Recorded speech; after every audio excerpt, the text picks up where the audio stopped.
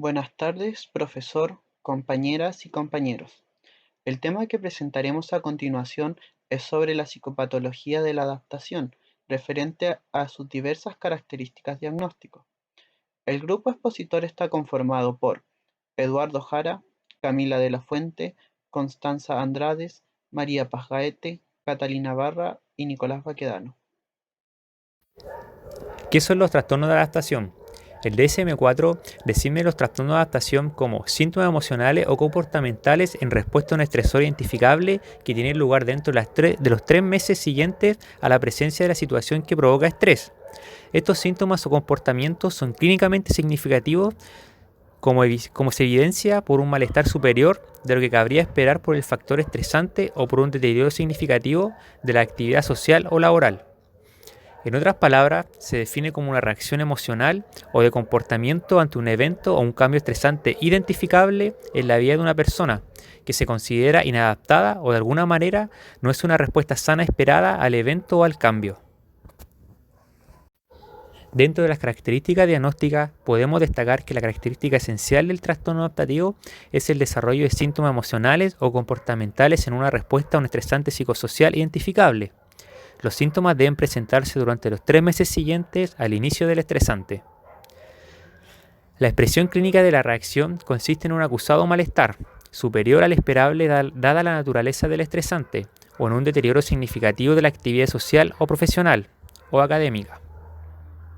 Esta categoría no debe utilizarse si el trastorno cumple los criterios para otro trastorno específico del eje 1, por ejemplo, trastorno por ansiedad o del estado de ánimo, o es simplemente una exacerbación de un trastorno preexistente del eje 1 o del eje 2.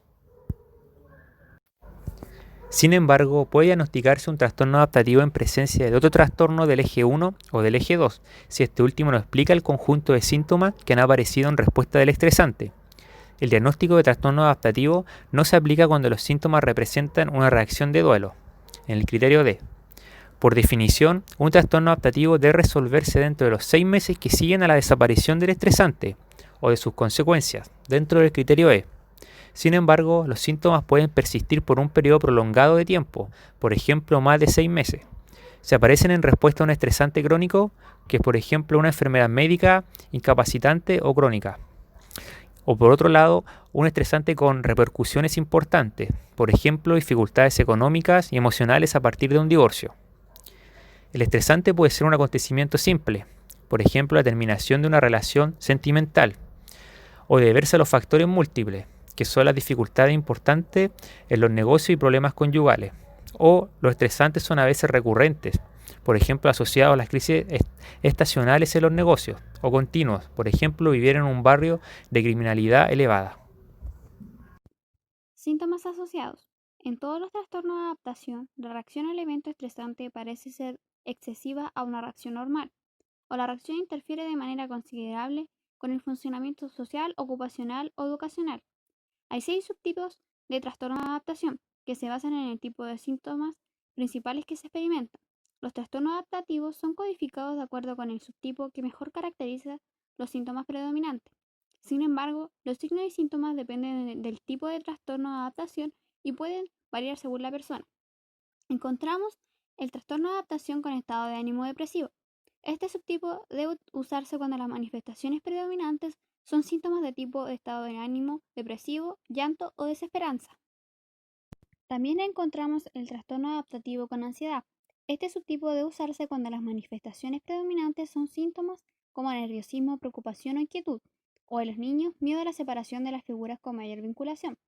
También encontramos el trastorno adaptativo mixto con ansiedad y estado de ánimo depresivo. Este subtipo debe usarse cuando las manifestaciones dominantes son una combinación de ansiedad y depresión. Está también el trastorno de adaptación con trastorno de comportamiento. Este subtipo debe usarse cuando la manifestación predominante es una alteración del comportamiento en la que hay una violación de los derechos de los demás o de las normas y reglas sociales apropiadas a la edad. Por ejemplo, vagancia, vandalismo, conducción irresponsable, peleas e incumplimiento de las responsabilidades legales. También encontramos trastorno adaptativo con alteración mixta de las emociones y comportamiento. Este subtipo debe usarse cuando las manifestaciones predominantes son síntomas emocionales, por ejemplo, depresión y ansiedad, como trastorno del comportamiento. Por último, encontramos el trastorno adaptativo no especificado.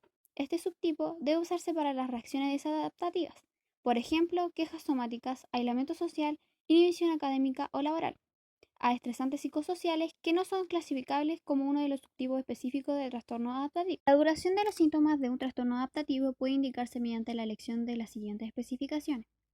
Agudo, la cual corresponde a la especificación que se utiliza para indicar la persistencia de síntomas durante menos de 6 meses. Crónico, la especificación que puede utilizarse para indicar la persistencia de síntomas durante 6 meses o más.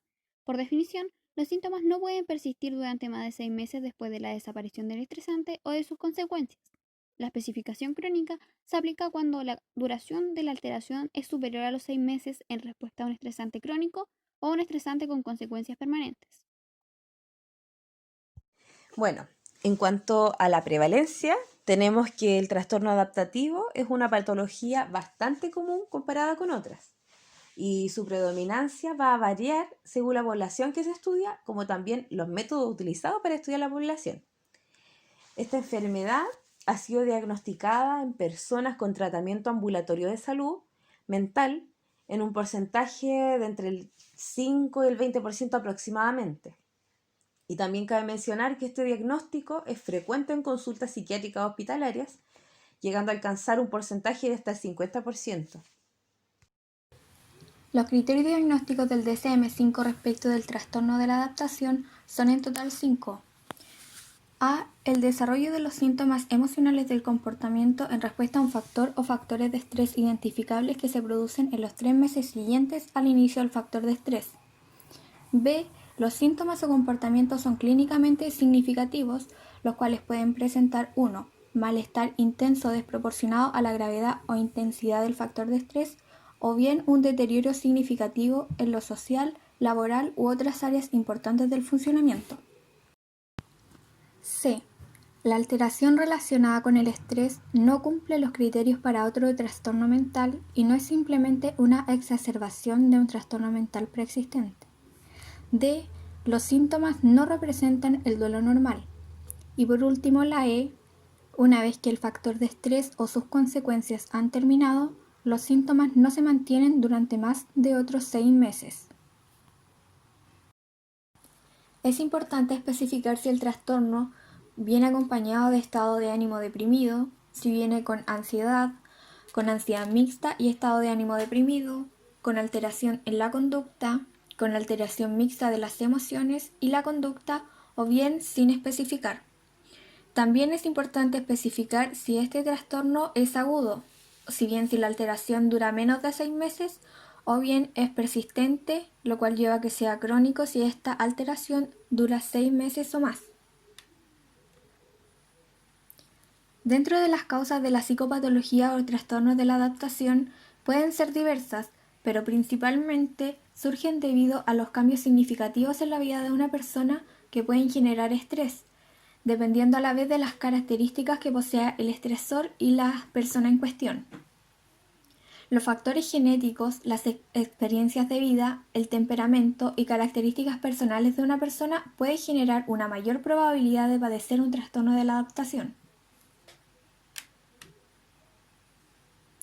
Dentro de los factores estresantes más comunes encontramos problemas familiares, conflictos de pareja, divorcios, separaciones, mudanza, el cambio de colegio, problemas escolares, la muerte de un ser querido o problemas económicos como también complicaciones de salud.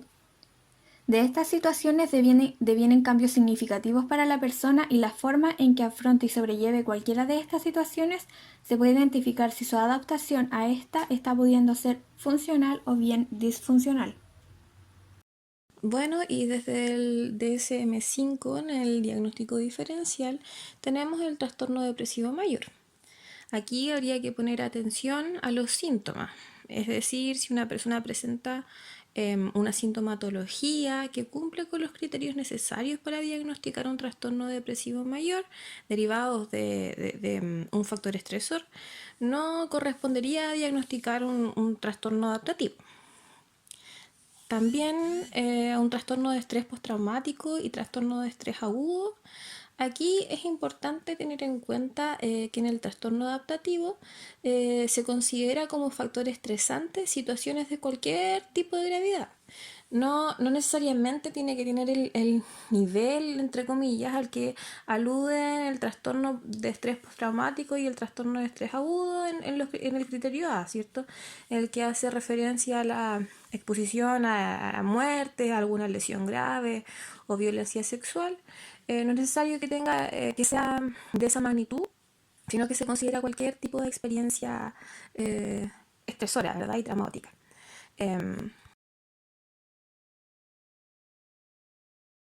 Con el mismo, desde el diagnóstico diferencial, el trastorno de estrés postraumático y trastorno de estrés agudo, también se debe tener en cuenta el factor temporal y el perfil sintomático. Por ejemplo, respecto del factor temporal, no se puede diagnosticar un trastorno de estrés postraumático hasta que por lo menos haya pasado un mes de la situación estresante traumática.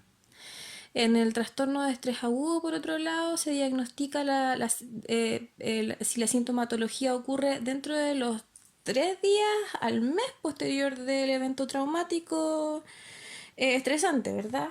Mientras que en el caso del trastorno adaptativo, como decían mis compañeros, los síntomas se pueden presentar al tiro después del evento estresor y puede seguir hasta 6 meses después de la exposición al evento, catalogándose, ¿verdad?, como crónico, ahí dependiendo.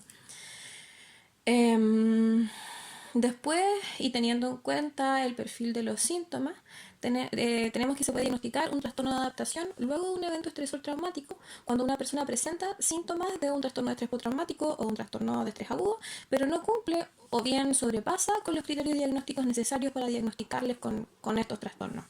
También se puede diagnosticar con un trastorno adaptativo a personas que no han sido expuestas a un evento traumático, pero que presentan síntomas propios o del trastorno de estrés postraumático o de un trastorno de estrés agudo. También hay que tener en cuenta los trastornos de personalidad, porque hay que tener siempre presente que tienen algunos trastornos de personalidad, las mismas características de la personalidad se pueden asociar a una mayor sensibilidad y vulnerabilidad a la angustia y al estrés, presentando síntomas similares al trastorno adaptativo. O también puede ocurrir que por esa misma vulnerabilidad al estrés y a la angustia se puedan ver aumentados, los síntomas de esos trastornos de la personalidad. Para esto entonces se debe considerar la historia de funcionamiento de la persona a lo largo de su vida para poder distinguir si este cuadro sintomático se debe al trastorno de la personalidad o a un trastorno adaptativo. Porque también puede ocurrir que una persona con algún trastorno de la personalidad, que sea propensa al estrés y a la angustia, esté presentando síntomas que cumplen con los criterios para un trastorno adaptativo y además estos síntomas puedan sobrepasar a los que se pueden atribuir a su trastorno de personalidad. Y en este caso sí se debiera diagnosticar un trastorno adaptativo.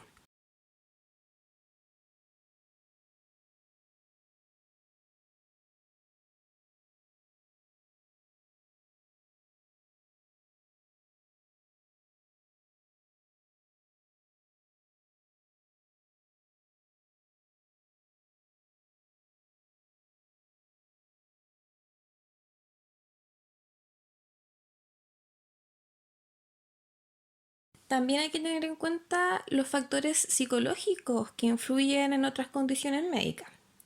Aquí hay que pensar en que ciertas, como entidades psicológicas, por ejemplo, los síntomas psicológicos, los comportamientos y otros, influyen en la salud en la totalidad y por ende pueden exacerbar o incluso hacer que gatille una enfermedad médica. Por ejemplo, en el síndrome de disautonomía, donde las personas por una desregulación en el sistema nervioso autónomo tienen problemas para regular funciones como la frecuencia cardíaca, la presión arterial e incluso la sudoración. Y esta condición puede empeorar y se ve muy afectada con los niveles de estrés altos. Mientras, por supuesto, que un trastorno de adaptación es una reacción a un factor de estrés. Y bueno, tenemos las reacciones también normales de estrés, que todos y todas nosotros y nosotras nos alteramos y tenemos síntomas no tan agradables cuando nos pasan cosas perjudiciales, ¿cierto? Y esto no necesariamente quiere decir que existe un trastorno adaptativo. Ahí se tiene que evaluar la magnitud de la angustia y si la sintomatología sobrepasa a lo que se podría esperar normalmente, por supuesto, desde la cultura, del entorno, de la historia de vida de la persona. O cuando los acontecimientos adversos provocan un deterioro funcional en el día a día.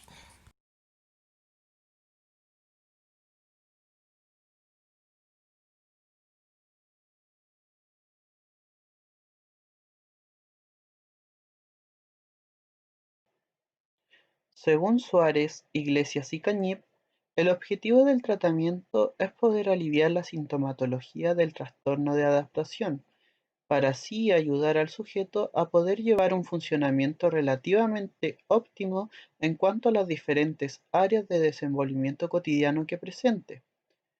Uno de los tratamientos más usados para esta psicopatología es de enfoque psicosocial, el cual consiste en poder llevar a cabo sesiones de psicoterapia individual y familiar, analizando el funcionamiento de las diversas redes familiares y los mecanismos propios e individuales del sujeto en cuestión, así como también resulta conveniente complementarse con el trabajo de grupos de autoayuda. El trabajo suele enfocarse en el apoyo emocional, en ayudar a retomar hábitos cotidianos, al reconocimiento de situaciones estresantes y al aprendizaje de técnicas de autorregulación. Dependiendo del grado o tipo, puede acompañarse por medicamentos como antidepresivos. Cuando va acompañado de ansiedad y o depresión, puede complementarse con terapia cognitivo-conductual, así como también técnicas y herramientas psicoeducativas.